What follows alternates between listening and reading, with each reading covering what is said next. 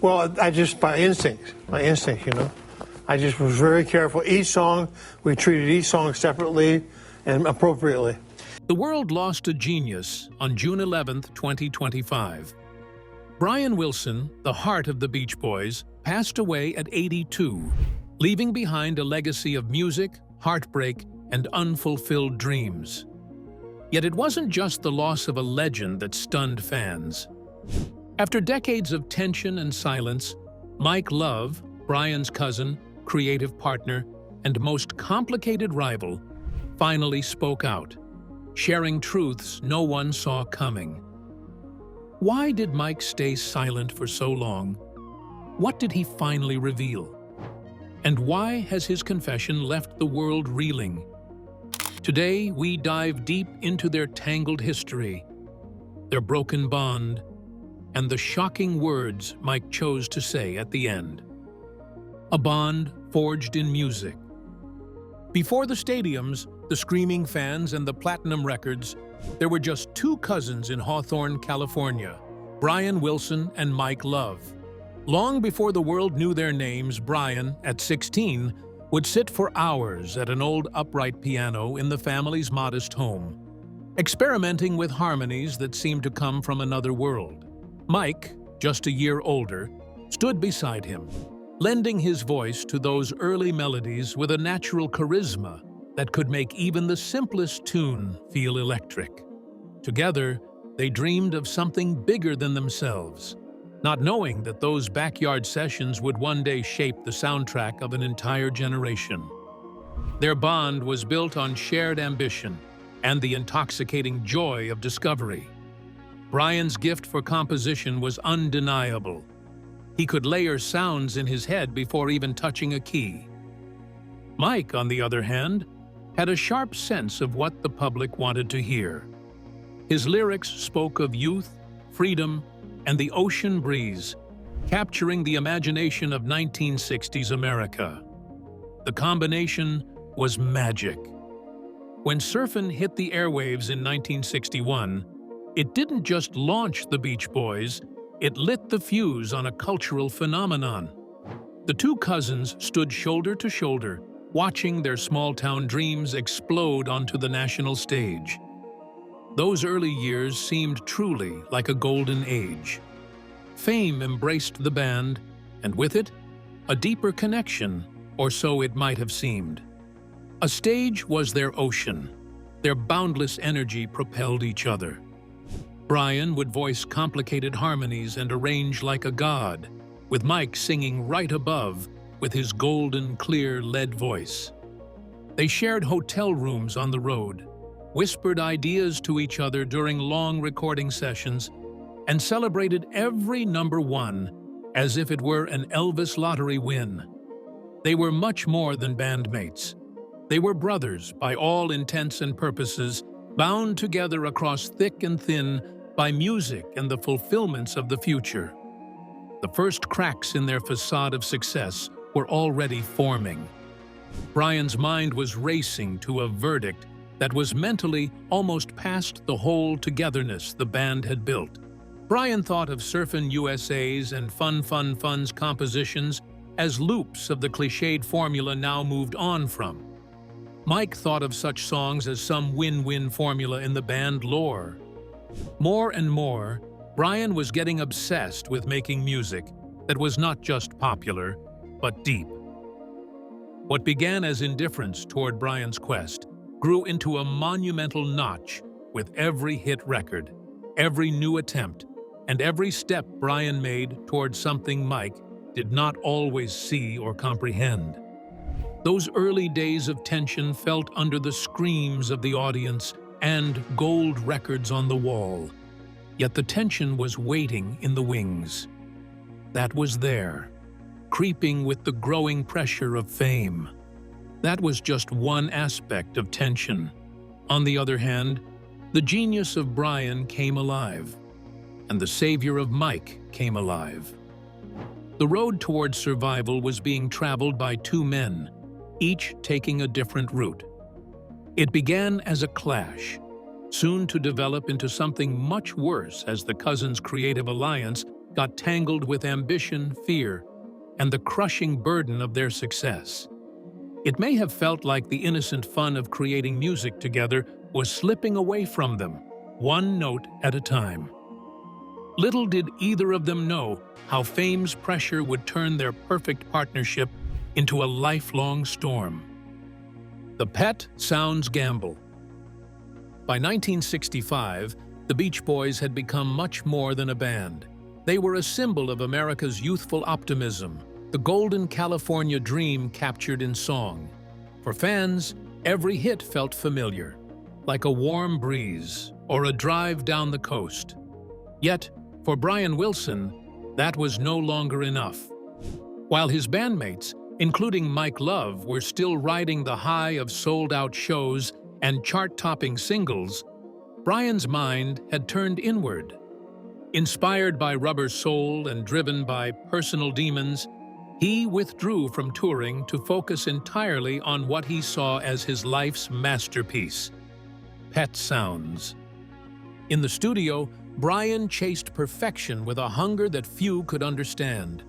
He layered unconventional instruments, bicycle bells, dog whistles, theremins, bass harmonicas, crafting sounds no surf anthem could contain. His goal wasn't just to make a record that people would dance to. He wanted to create something that would change them. Songs like God Only Knows and Caroline reached for emotions deeper and more fragile than anything the Beach Boys had done before. For Brian, it was salvation through sound.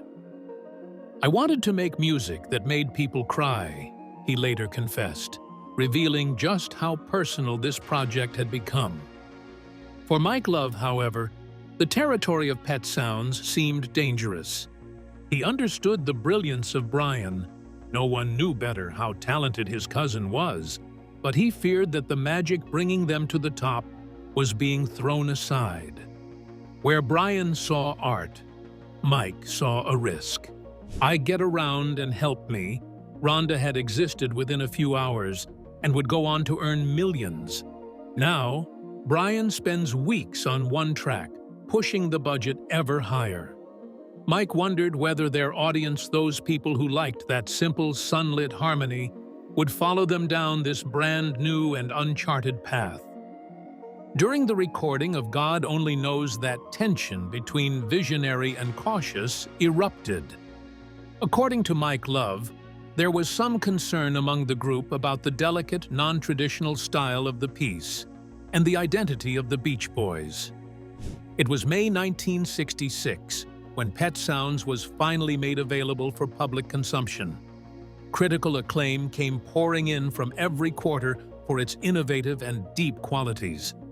Melody Maker called it a timeless masterpiece, while Rolling Stone would much later place it as one of the greatest albums ever made. On the other hand, commercially in the United States, it lagged behind all the albums the Beach Boys had released before. Capitol Records was disappointed. Not all fans who adored Surfin' USA and Barbara Ann were ready to embrace the new introspective sound. Everything Mike ever feared had happened. Not that he was exactly against Brian. He was trying to protect the future of the band, so he thought. The rift that Pet Sounds opened between Brian and Mike was about far more than music. It had come to represent something much larger, a clash of two visions of what the Beach Boys could, or perhaps should, be.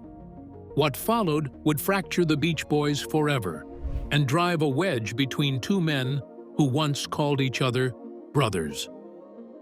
The lawsuit that broke the band. By the early 1990s, the harmony that had once united the Beach Boys had long since given way to division.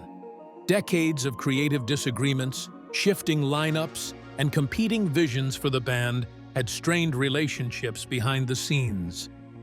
The cheerful facade of the group masked deeper disputes over direction, credit, and control. Eventually, those tensions led to a courtroom battle that would leave a permanent mark on the band's history. The lawsuit that Mike Love filed against Brian Wilson wasn't just about money. It was about recognition, legacy, and settling long-standing grievances. Mike's claims centered on songwriting credits. He alleged that he had contributed lyrics to many of the band's most famous songs, but had not received proper credit or royalties. Works like California Girls, I Get Around, and Help Me, Rhonda, which helped define the Beach Boys' sound, were, in Mike's view, the result of a partnership that had gone unacknowledged in legal terms. In his 2016 memoir, Good Vibrations, Mike reflected on the experience, describing his efforts as a fight for fairness and saying that his contributions had been overlooked for too long. The lawsuit was filed in 1992 and went to trial in 1994. The court ultimately sided with Mike, granting him co-writing credit on 35 songs and awarding him a settlement of more than $5 million in unpaid royalties. The legal battle made headlines, but it did not unfold as a media spectacle filled with dramatic courthouse scenes or fan protests. Instead, it was a complex dispute that played out over years of legal filings and testimony. Mike presented evidence, including notes and recollections of studio sessions, to support his case. Brian, who was not heavily involved in contesting the suit, offered no significant opposition during the proceedings. For Mike, the outcome was a validation of his role in shaping the Beach Boys' music. The decision forced the music industry to formally acknowledge his contributions, ensuring that future royalties reflected what he believed was his rightful share. But the legal victory came at a personal cost. The lawsuit deepened existing tensions within the band and altered public perceptions of their relationship. Some fans viewed Mike's actions as necessary to set the record straight. Others saw the court battle as a painful reminder of the divisions that had emerged between cousins who once stood side by side on stage. In the following years, which were strewn with reconciliation attempts, the group was allowed to perform together at such occasions as their 50th anniversary tour in 2012. However, the wounds of the lawsuit and other differences healed slowly. It was harder to achieve in spirit the brotherly harmony that used to unite Brian and Mike in song. They continued performing on stage the hits that defined one generation, but often felt the camaraderie that fueled their rise was beyond reach. The lawsuit very much stood as a reminder that legends do have a downside, that underneath the glistening melodies and surf-drenched lyrics were real people struggling with concepts of fame, family, and an artistic partnership. The music lives on, whereas the legal brawl over credit and legacy became a chapter in the Beach Boys' long, convoluted, and sometimes painful history. As decades passed, Brian's health crumbled, and Mike's silence became deafening. Until now. Brian's decline. Dementia.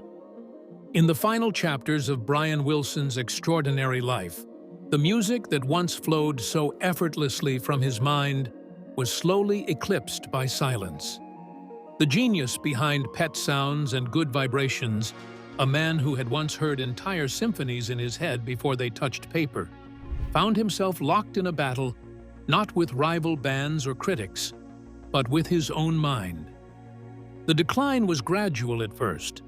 There were whispers of confusion during rehearsals, missed cues on stage, and moments when even familiar melodies seemed to slip from his grasp. By 2024, those whispers had become undeniable. Following the sudden and heartbreaking loss of his wife, Melinda, Brian's health crumbled. The man who had once defied the limits of pop music now struggled with the simplest tasks. It was in May 2024 that the world learned Brian had been placed under a court-ordered conservatorship. The diagnosis was stark: a major neurocognitive disorder. Reports described a heartbreaking reality. Brian could no longer reliably manage daily needs, and he required substantial care. The court appointed two of his longtime representatives, Gene Sievers and Leanne Hard, as his conservators, entrusted with making decisions about his medical care, finances, and daily needs.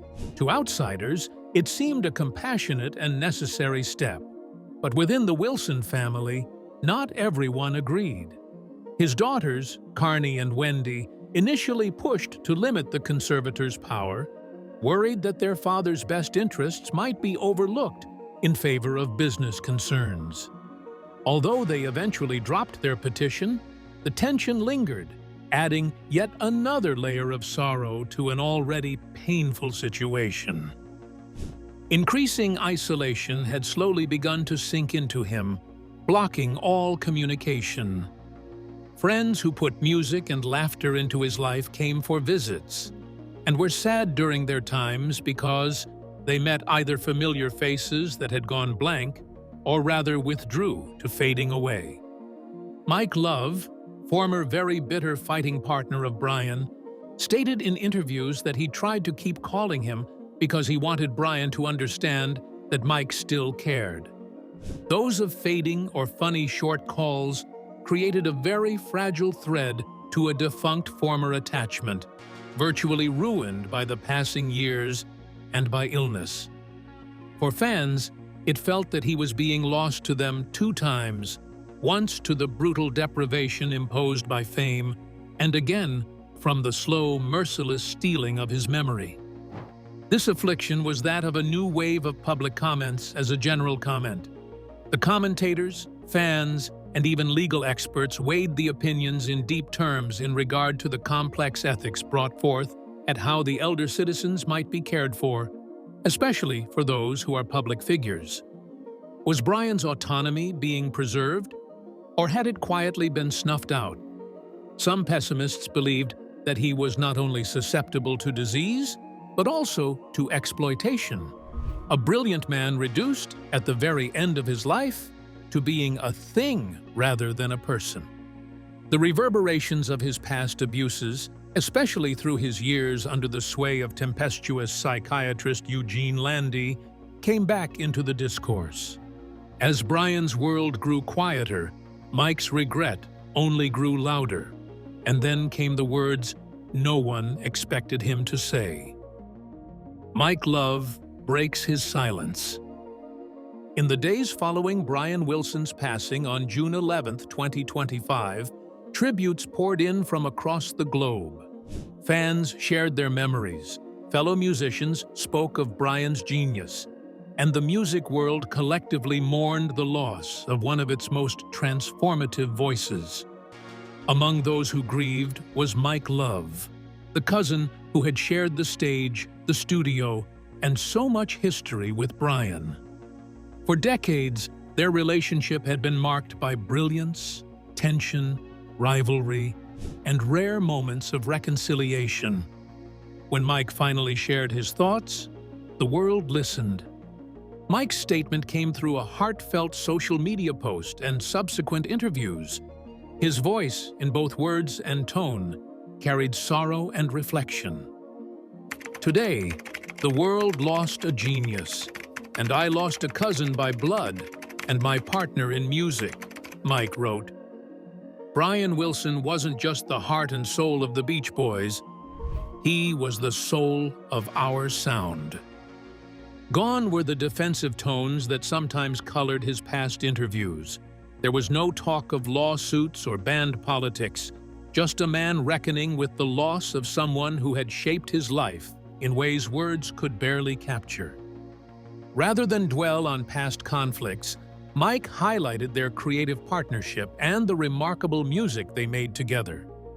He reflected on how Brian's talent helped shape their shared legacy and spoke of his gratitude for those years. While he did not revisit old disputes, his words carried the weight of a long, complicated history and the shared memories that defined their journey. Maybe the most poignant of all was Mike's exhortation to fans to celebrate Brian through his everlasting music.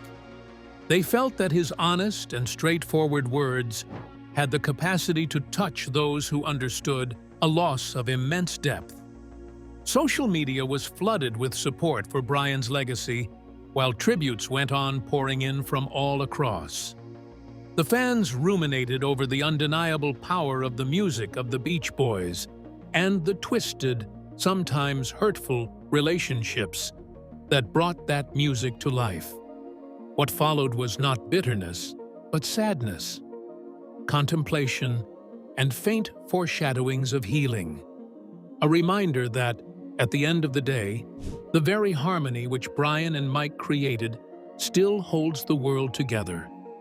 In the days after that, Mike's words seemed to herald quiet change, not just for him, but for the ones who had long shadowed the ups and downs of the Beach Boys' story. Former bandmates and collaborators shared their bleak memories of Brian's generosity, humor, and greatness in the studio. The focus was never far away from the music that marked generations, with many remarking on Brian's melodies in providing the soundtrack of their lives. Radio stations played tribute blocks, while social media filled with clips, covers, and personal tributes spanning decades. For many, revisiting those harmonies felt like reconnecting with lost summers, childhood memories, or moments of healing. In honoring Brian, they weren't just mourning a man, they were celebrating the emotional imprint his music left on the world. Yet behind these heartfelt words lies a darker question. Was the damage already beyond repair? Brian's mental health battle. Long before Brian Wilson's final years were overshadowed by dementia and conservatorship, his lifelong struggle with mental health was shaped, some say haunted, by one figure, Dr. Eugene Landy. To understand Brian's decline, it is impossible to ignore the shadow cast by this controversial psychiatrist whose methods left a lasting mark on Brian's life and legacy. Landy entered Brian's world during the 1970s, when the musician's mental and physical health had crumbled under the weight of substance abuse, isolation, and the crushing pressure of his genius. Initially, Landy's unconventional, even aggressive treatments seemed to work. Brian credited him with pulling him from the brink. "He saved my life," Brian reportedly said during a 1985 interview, a time when he had narrowly survived what he admitted was an existential crisis. Yet, that salvation came at a steep price. Landy's methods, which began with round-the-clock care and strict controls on Brian's lifestyle, quickly evolved into something far more invasive. Landy didn't just supervise Brian's health. He inserted himself into nearly every corner of Brian's existence: his finances, his music, his friendships. The doctor became a self-appointed gatekeeper, controlling not only Brian's medications but his business decisions, his artistic output, and even his romantic relationships.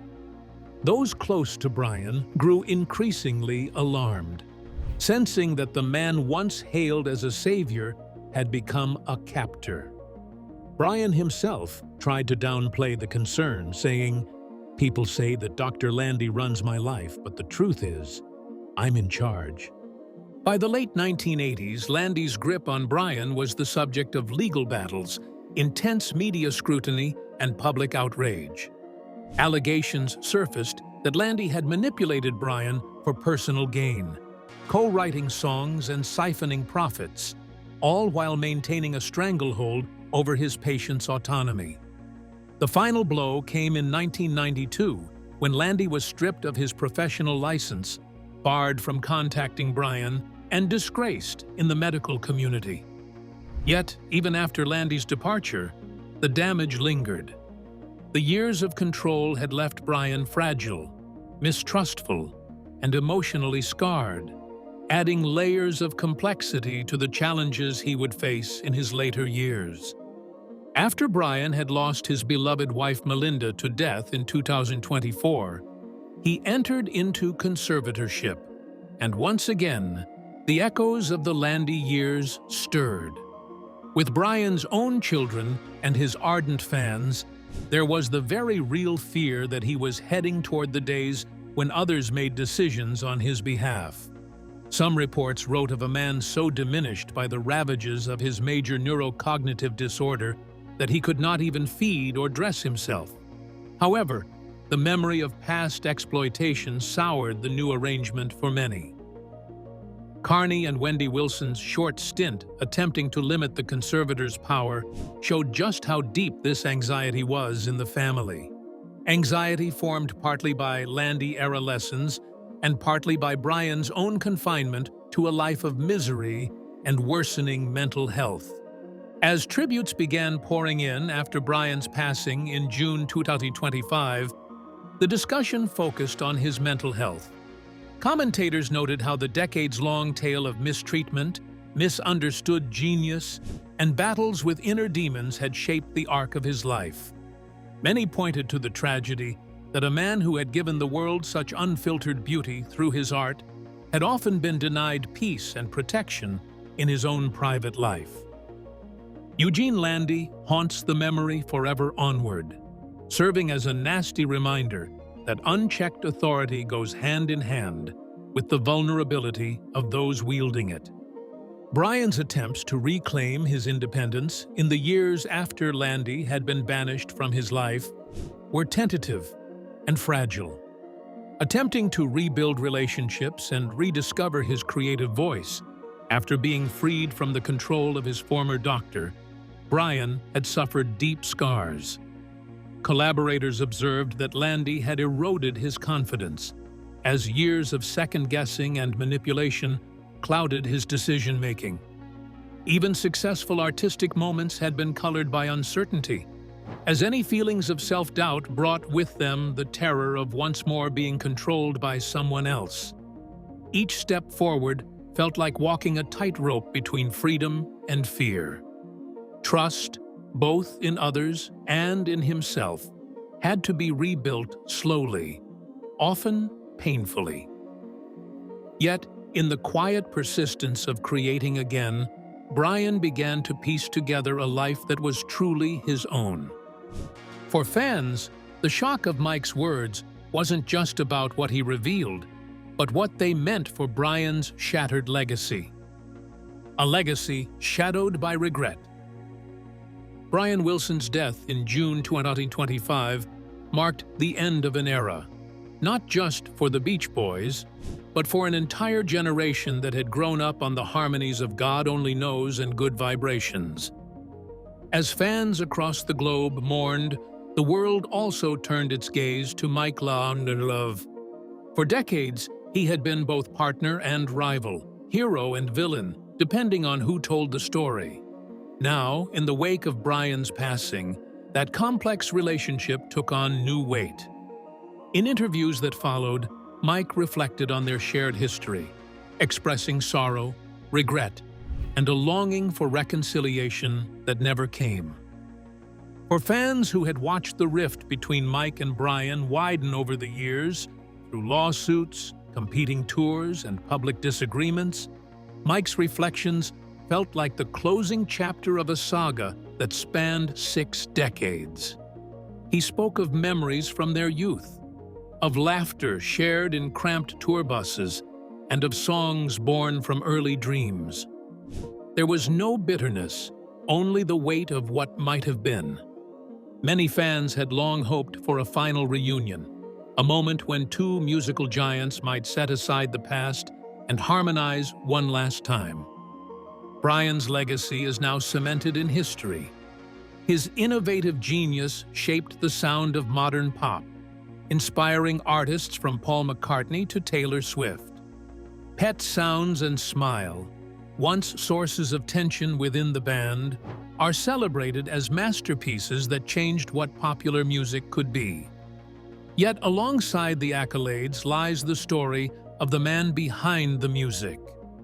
A man who battled inner demons, endured exploitation, and ultimately spent his final years in the quiet isolation of illness. The public's view of Brian is a tapestry of triumph and tragedy, light and shadow. His melodies will forever be a source of joy, but they are inseparable from the pain that shaped them. However, as time passes, It may give Mike Love the opportunity to rewrite his legacy. While so often cast as the pragmatist Pot, the one who clashed with Brian's artistic vision, Mike's efforts to salvage the name of the Beach Boys and bring their music to generations of fans cannot be overstated. His relentless labors kept that band afloat, even through the stormiest of times, and haven't made him any less a target for the slings and arrows of outrageous fortune. Now that Brian is gone, so too is the hope for healing any personal wounds between them. What's left is the music, the songs, which, despite everything, still unite fans in celebration of a shared dream. Sad tributes were said for Brian. Meanwhile, the fans cornered social media with calls for forgiveness, understanding, and unity. The hashtag #ThankYouBrian was trending globally, all the while being accompanied by a quieter chorus, #MikeandBrianForever. This was a reminder that regardless of whatever conflict floated through their lives, the world considered them two halves of a whole, cousins, collaborators, and architects of an American sound that still has resonance today. It is a story of creation and fracture, a juxtaposition of brilliance made in the fire of discord. Perhaps this is what lends the Beach Boys' music its timelessness, that unbearable tension between what was and what could have been, forever three-part harmonized. Death, indeed, does not leave the music world unaffected. The entire culture, defined by influence from politicians, filmmakers, and fellow musicians, pays tribute, from public memorials to special concerts held worldwide. The call for these different genres, these age dissimilarities, proves how the music of his art has touched souls. These events bring people together to remember and enjoy broad reaches of songs and what feelings they evoke. They become moments of collective reflection, where fans, old and new, share in the legacy left behind. In these gatherings, grief often transforms into gratitude, as listeners honor not just the artist, but the memories their music created. The power of song lives on, echoing far beyond the final note. If this deep dive into one of music's most heartbreaking stories resonated with you, be sure to like, subscribe, and share your thoughts in the comments. Did Mike Love's words shift your perspective on him? Do you think reconciliation was ever truly possible? We want to hear what you think. Your voice matters in these conversations. Don't miss out on our next exploration into the untold truths and emotional moments that shaped music history. There's always more to uncover behind the fame, the lyrics, and the legacy. Stick around. There's a lot more story left to tell.